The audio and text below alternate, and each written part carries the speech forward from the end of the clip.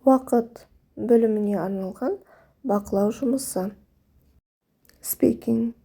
Айтылым. Бірінші тапсырма. Work in pairs.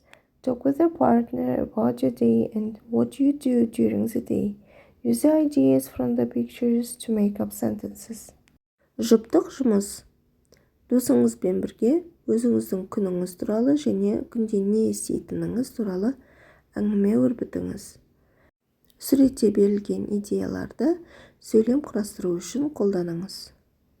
Мысал ретінде берілген сөйлемдерге қарайық. My day, менің күнім. I wake up at 7 o'clock. I have my breakfast. I go to school at 8 o'clock. I have a lunch after school. I take a bath before sleeping. I go to sleep at 10 o'clock. Writing.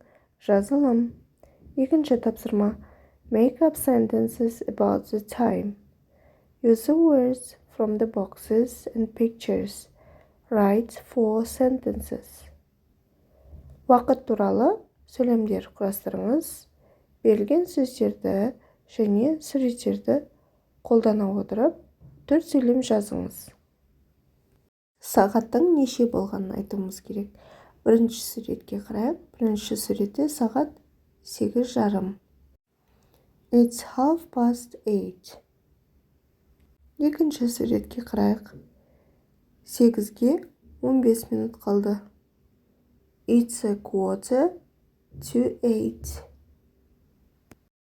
Үшінші суретте сағат 5 болды.